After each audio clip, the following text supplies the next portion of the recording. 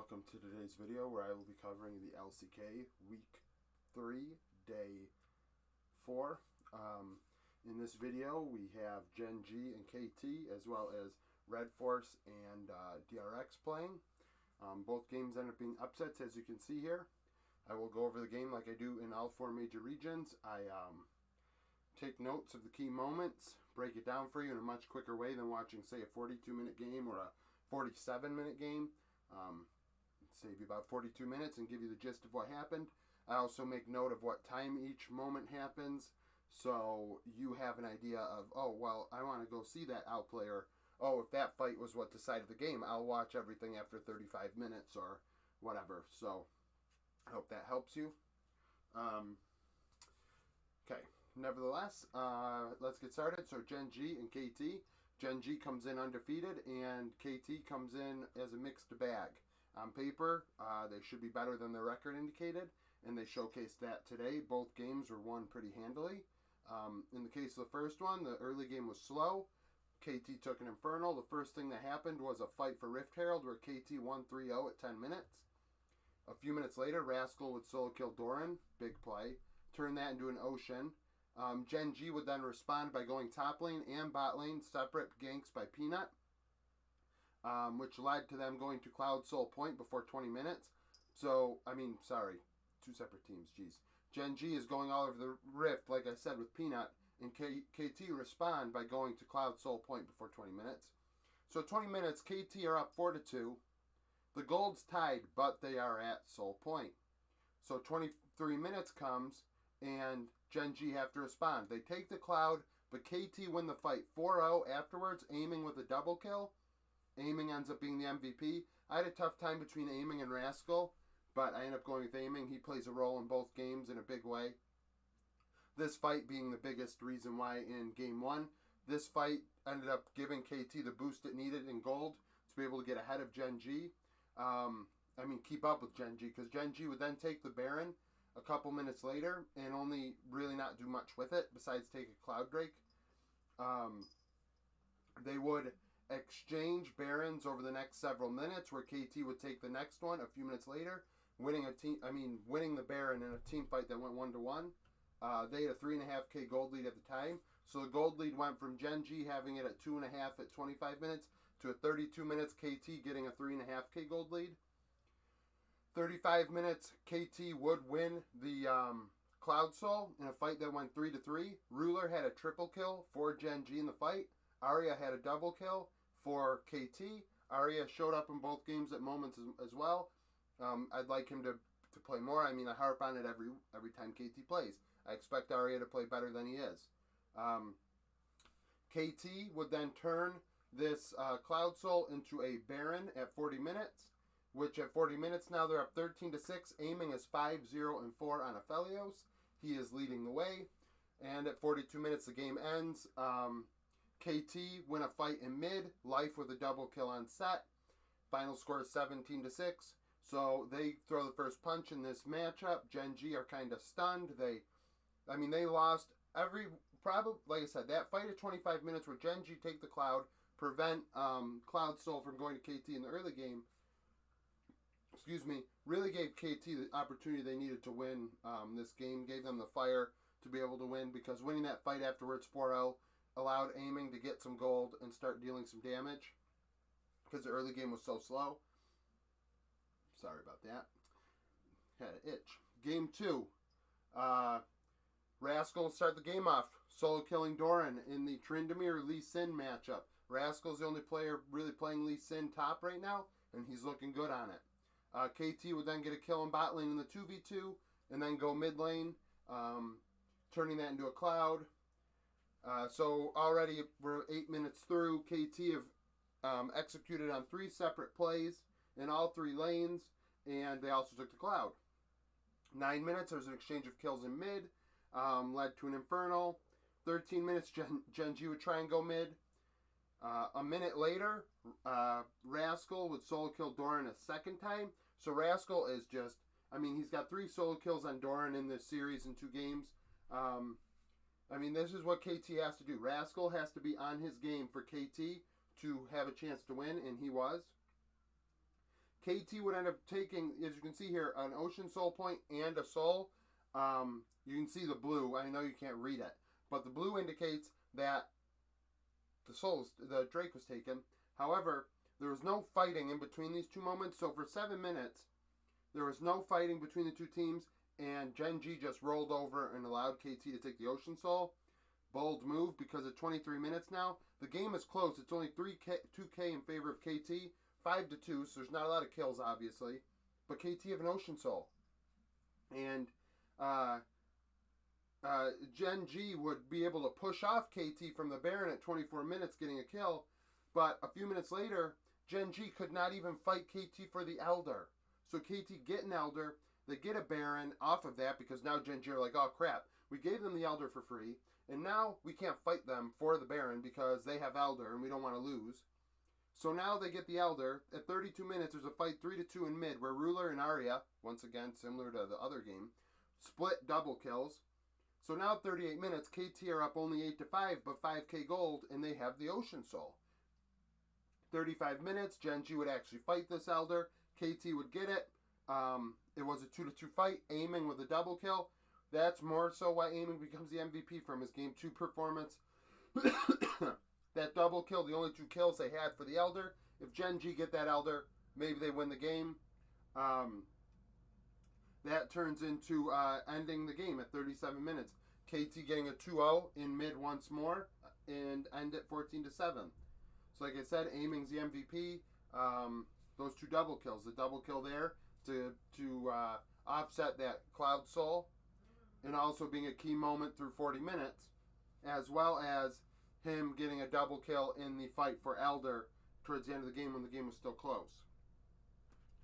Game 2 between Red Force and DRX.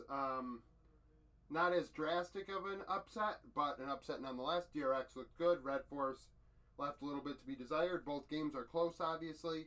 A 7 kill difference and only a 2 kill difference, so we'll get into it. BDD solo kills Zika at 3 minutes to start this game in an Azir Corki matchup. DRX would then go bot lane at 4 minutes to respond to get a kill. At 8 minutes, DRX would get 2 kills in bot, Deft with a double kill. Deft almost became my MVP in this series, but I ended up going Zika, and I'll get to why. All this power in bot lane out of DRX allowed them to take an Ocean. They would get another 2v2 kill. So at 10 minutes, DRX are up 4-1, 2.5k gold, and Deft has all 4 kills on Jinx. He turns that into a Hextech Drake. Eventually, they take an Infernal Soul in this game. Nanchan would respond by going mid lane, winning a team fight 5-2 at 18 minutes, so they ace him. Kana and BDD with double kills, which turns into an Infernal. So at 20 minutes, Red Force take the lead off of this fight. Kingen would then solo kill Ghost in response. Kingen was playing the action and was able to catch the Caitlyn napping. A minute later, there was a fight in River that went 1-1, so at 25 minutes, it was 8-7 DRX, and the gold was only 2.5k in favor of them. There'd be a fight for the Infernal Drake at 26 minutes. DRX would get it to go to Soul Point, despite Red Force winning it 2-1. 3 minutes later, DRX would get a pick, which led to a Baron and a 4.5k power play. During that Baron, DRX would win a fight 4-1 in bot. Zika with a double kill on Corki, and this is pretty much where the game was decided. That extended their gold lead to 9k, and I mean at that point, DRX are rolling. They're able to turn it into a Infernal Soul. They were able to take the Baron for free at 36 minutes as the game continues to progress. They turn that into a 10k power play. Deft ends with a triple kill. Final score 19-12. Like I said, that double kill by Zika to ensure that the power play went up was big. The Corki was dealing damage towards the late game, as expected with a scaling champion. And game 2, he played a bigger role. But I feel like game 1 was more deft in what he did in the early game to get them an advantage that really set the tone. I mean, Ghost looked awful in this series. Deft really had his number in both games. Just one moment. All right, we're back. Final game between DRX and Red Force. DRX would go top lane to start this game, where Red Force would go bot at 4 minutes. The exchange of kills. Both teams trying to identify where they wanted to gain advantages. Red Force would then go top at 6 minutes and then win that. Go top and also get a pick play. So Red Force have done 3 different instances of action within the first 6 minutes. Turn that into Infernal Soul. Kana would solo kill Kingen at 9 minutes. So Red Force are really cruising. All that effort they put into top lane at 6 minutes following through. They're up 10 to, not 10, jeez. They're up 4-1 at 10 minutes. And Dread is 3-0-0 on Xin Zhao. So Dread is playing very well, creating plays as the jungler. 12 minutes, Deft would get a 2v2 kill in the bot lane. Once again, showing up. Red Force would take a mountain. They would get a pick play. But then Deft would stop the bleeding at 17 minutes by sniping a Rift Herald across the rift. Able to steal it from Red Force when they weren't paying attention. This would then be responded to by Red Force going to Cloud Soul Point uncontested before 20 minutes. Red Force would then get a pick play. DRX would take the next Drake as Red Force were just trying to scale. Red Force would then get another pick play. So at 30 minutes, Red Force are up 7-2, but their gold lead's only 1.5k. So really, this is anybody's game despite Red Force having all these kills because DRX are willing to scale, farm. Sure, you may pick us off, but we're taking your jungle camps and out macroing you. 30 minutes, DRX would win a team fight 2-1 after taking a Cloud Drake. So now they have 2. DRX would eventually take a Cloud Soul in this game, so they took 4 Cloud Drakes. At 32 minutes, Red Force would take a Baron after winning 3-1. Kana with a double kill. Red Force now has a 3.5k gold lead. It's still their game at 32 minutes. 35 minutes, DRX would go to Cloud Soul Point, winning a team fight 4-2 against the Baron. So that eliminates the Baron power play that Red Force had gained. So at 37 minutes, Red Force are up 14-11, but Zika is 6-0-2 on Corki. So I'm not mentioning him by name, but all these fights, Zika's playing a big role. Out of the 11 kills, he has 6 of them for his team. He's participated in 8. He hasn't died yet. He's dealing damage. The other team is literally not trying to fight him at all because they know he's dealing a ton of damage. 39 minutes, DRX take the Baron after a pick. That turns into a 4.5k lead in gold and a Cloud Soul. 44 minutes, DRX would try and end the game. However, Red Force would stop them in a fight that occurred, 1-1 both sides. The game would end at 47 minutes when DRX would ace them. Final score 18-16. Zika with the MVP. Like I said, he was dealing a ton of damage in the second game. Brought it back after DRX looked like they were probably going to have to go to a third game against Red Force. So, yeah, that's today's games in the LCK. My part 1 of my League of Legends roundup. As you can see here, we determined that, Gen G might not be as good as it was one game. But what is Gen G? We'll see how they respond to this loss. KT gives us a game that we probably, I didn't expect them to beat them. I didn't expect them to beat Gen G, but I expected them to be competitive. Rascal is very good, and he took advantage of Doran, for sure.